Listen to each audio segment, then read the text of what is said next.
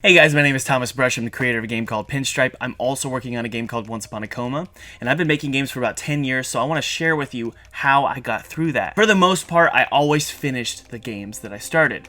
Now today is going to be a special video because I'm actually partnering up with Rick Davidson, who is a game career coach, and we're going to tag team and help you guys figure out how you can finish your game with 5 secrets. Before we get started, I want to remind you that you can subscribe to Rick Davidson's channel by clicking the link in the description. Let's get started. Alright, one of the most important ways for you to actually finish your game is something called visualization. Some of you have probably heard of this, but let me just start with a quote to explain it probably the best way that I think we can. The quote is, "It is the mind that really creates the game. It is the mind that really makes you work 4 to 5 hours a day. It is the mind that visualizes what the game is to look like as a finished product." Okay, this quote is actually from game developer Arnold Schwarzenegger. No, he's not a game developer, but he's a bodybuilder, right? So I actually replaced the word body with game here. So it is our mind that makes the game. And it's the mind that's going to make us work 4 to 5 hours on our game to actually finish it. So let me explain exactly how this works. So visualization really for me is sitting down in the quiet, sitting maybe in a closet or in my bedroom, nice and quiet, turn out the lights, close my eyes, and really think, almost daydream, about what you want to achieve. What is it that you're going to work your butt off for? What is it you're going to finish? Okay, so a good way to do this is first to imagine what you want to create. What is it that you're making? And then think about what you want to achieve with what you created. But maybe you could even talk about what you want to create and what you want to achieve with someone you respect. So for me, maybe I respect Abe Lincoln, right? I could talk with Abe Lincoln. I know it sounds weird, but this is actually a trick that I learned from a book called Think and Grow Rich, which is one of the top self-help entrepreneurship books out there. So you can actually take this trick and talk to the person you respect. And the reason why this is important is because it crafts what you're visualizing out of your mouth, what you're saying. It crafts how you say it to someone maybe you respect. It's basically you're pitching your future to someone you respect. And it's crazy how that changes your mind and how you think about your game. So here's an example of visualization. So at the end of 2019, for me, I want to have released my game Once Upon a Coma, which I'm working on right now. I'd like to have released that game on Nintendo Switch and Steam. Those are the most important platforms for me. I also want to release on Xbox and PS4 if I can. I want that game to make $1 million, at least gross. I want to spend that money on making another game, building up my studio, maybe hiring some remote workers to help me with the day-to-day tasks. I want to spend some of that money maybe paying off a house, spend some of that money paying off some debt. Maybe you have some school debt, or maybe you have some car payments or something like that, credit card payments that you want to pay off. Really visualize the specific things maybe you want to pay off with money earned from your game. But I would recommend that you don't make it only financial. What are some social reasons you want to finish your game? So for example, maybe visualize calling up your dad and saying, "Dad, I just want to let you know that I released my game on Nintendo Switch. I'd love for you to check it out." Maybe this is really important to you because maybe your dad, maybe he didn't appreciate your creativity, or maybe he did appreciate it and you want to share that with him so that he's proud of you. Or maybe you want to share it with your close group of friends. Maybe you've been someone who seems to always quit things, maybe lets people down a lot. Maybe you want to prove them wrong. Maybe at the end of 2019 or whatever year you're watching this video and realize that you want to actually prove someone wrong. That's a way to visualize. Imagining pulling out the Nintendo Switch or whatever platform you have and showing your friends and saying, "Look at this. Look at this game I made."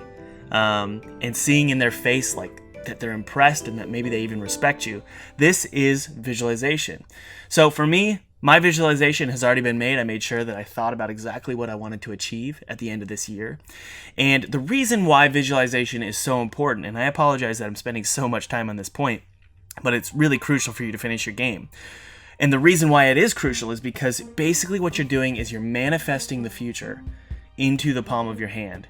You're almost tangibly creating the future. And what I mean there is it's almost as real to you as this video is, as your computer or your phone that you're looking at right now is. When you think and dream up something that's so tangible, so real, I'm talking about specifics. Close your eyes and think about all of the specifics. Where are you? What's the season? How do you feel? What's your surroundings? Basically, you're manifesting your future. The reason why this is important is because it's really hard to let go of that future in your hands, of that diamond that you've suddenly created with your mind. It's really hard to let that go. And so that means that you're much less likely to quit your game and more likely to finish it because you've tasted it. You've tasted a little bit of what the future can be for you. Don't worry, you don't need to light any candles or incense and do a mantra or anything like that. I know this sounds weird. All you really need to do is daydream specifics about what you want to achieve. When it comes to games, you can get really distracted by, oh, wouldn't it be great if I had this, and wouldn't that feature be nice, and oh, I played this game, it had that thing, I want to do this and this and that and that. Don't get distracted by adding features into your game. If you find that your game's not good enough yet, you're not digging it, people aren't enjoying it, they're giving you feedback that it needs to be better, whatever it might be, solve that problem with tuning, not with features. What do I mean by that? Well, say you've got a character that runs along and jumps and it's all kind of nice and cool and you've got enemies coming in. You might get there and say, I need a different ability. Maybe my character should fly. Yeah, that's it.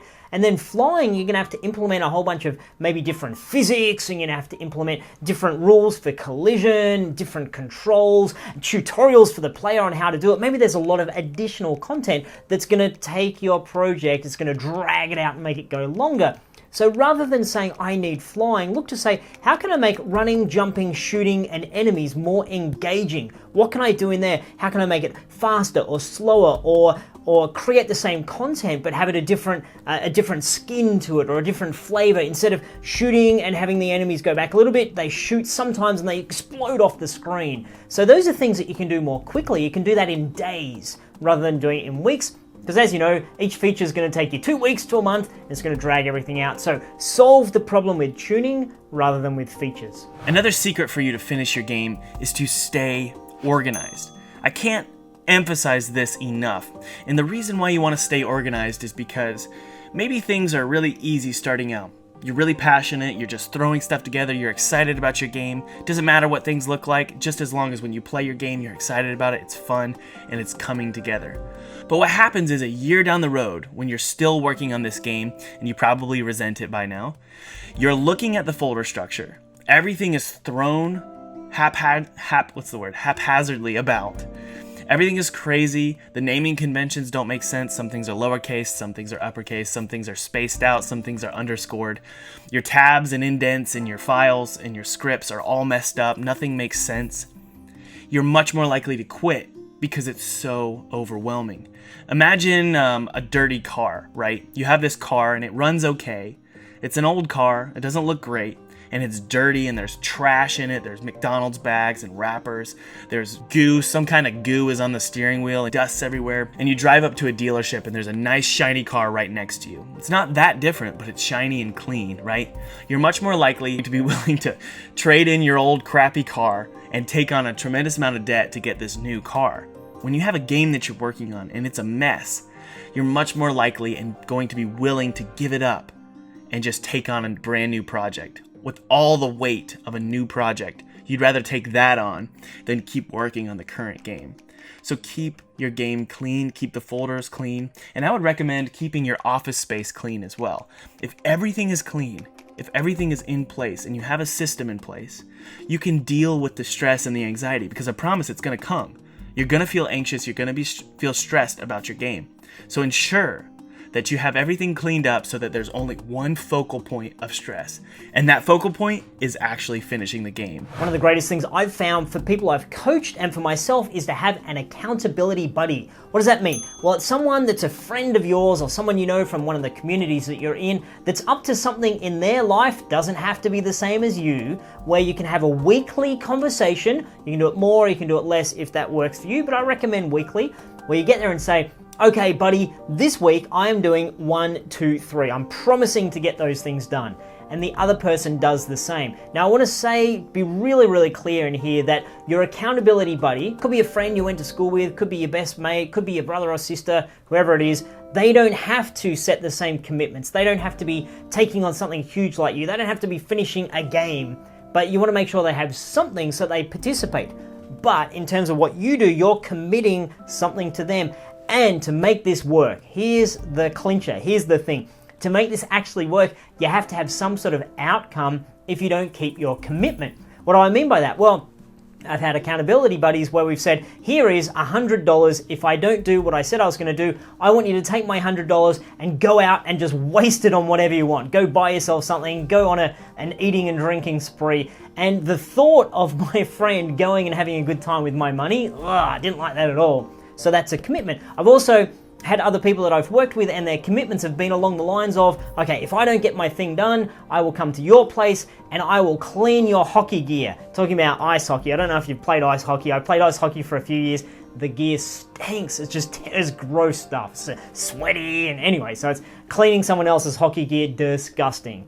Someone else I know had the whole, well, I'll come to your house and clean your entire bathroom with my toothbrush. So these are the things, you don't actually want to have to do this punishment. You want to have that as a fun game that you're playing, but also something meaningful that says, okay, I'm gonna focus on this here. I've got a reason to do my work. So accountability buddy, weekly meetings, make sure you commit to something each week. This is what I'll do. Make sure you hold the other person accountable with having some sort of outcome if either of you don't do the thing that you promised to do. Another secret to finishing your game is keeping it simple. This, again, is really important because when you're a one-man studio, or maybe you've got 3 people on your team, and maybe you're all unpaid, right? You're gonna feel anxious and depressed if you've got this monster of a game that you've got to complete. Don't forget how expensive AAA games are. I have a lot of people reach out to me and say, Thomas, I have this dream of making a game just like Breath of the Wild, or I really want to make a game that's very similar to Fallout. And I'm thinking, don't approach it that way. Those games are millions and millions of dollars with a huge team. One person working on the trees, another person working on the rocks, and another person working on one single enemy type. You have these salaried positions working on very specific things. And you're sitting there thinking, I want to make a game and I want to do it all. If you're gonna make a game solo or even with a small team, or I guess just an indie game, be really careful and make sure you're keeping things small and simple. What happens is you start your game really excited, okay? And let's say you start your game and you're saying, I'm gonna keep it simple, I'm gonna keep it small. When you're a year into the game, you actually get a temptation to complicate your game. And the reason why is because suddenly you've put all this effort and energy into your game. And you're thinking, well, if I'm going to release this game to an audience, I want to make sure that it's perfect. I want to make sure I can release every member of the audience, including people who want things a little bit more complex. So maybe I'll throw some RPG elements in there. And then you're thinking, well, what about people who really like voiceover or voice acting in the game? So I'm going to throw in some voice acting here. And so what happens is you have all these unfinished strands in this giant tapestry. So it turns into this big mess. And when you back up and you look at it, you realize there is a ton of content that you actually haven't finished yet. And this is where you have to decide whether you want to finish your game or whether you want to quit it. And the temptation is to just quit. So keep everything simple and small. I like to think of indie games as small little diamonds. Okay, these are extremely valuable, especially to people like my wife. When I gave her an engagement ring, even though it was tiny, it was incredibly valuable. Your audience should be people who love small games, meaningful games, and that find value in art, because that is probably your best approach.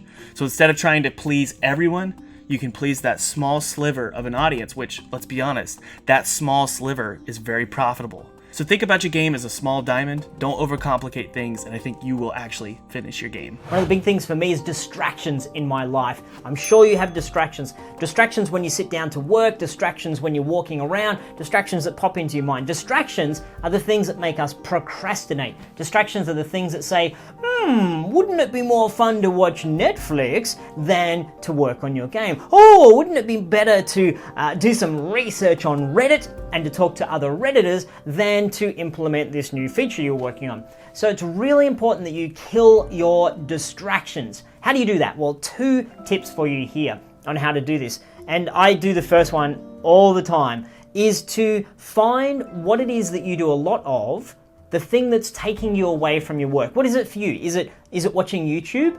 Is it commenting on Reddit? Is it spending hours on Facebook? Is it playing games? So think about, first of all, find what it is.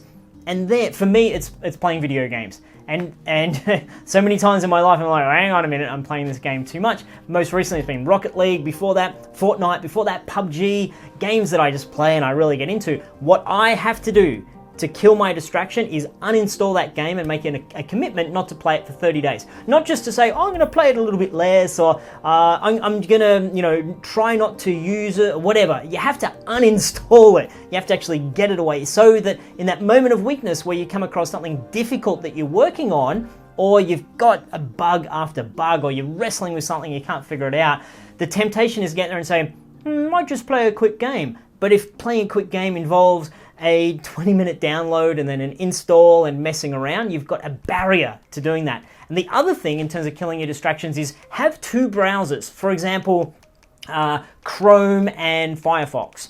And on one of those browsers, you do your goofing around, your hanging out, your hobby, your whatever it is. That's the non-work browser. And on the other browser, you have your work stuff, because your browser is your enemy when it comes to distractions. Because you're going to type something in, and maybe you're going to do some research on YouTube, and whoop, here's all these other cool YouTube things that we think you should be watching. Or maybe you keep your tabs open when you work. I know a lot of people do that. It's like, oh, here's my Facebook tab and my Reddit tab, because I don't want to have to go and open them again.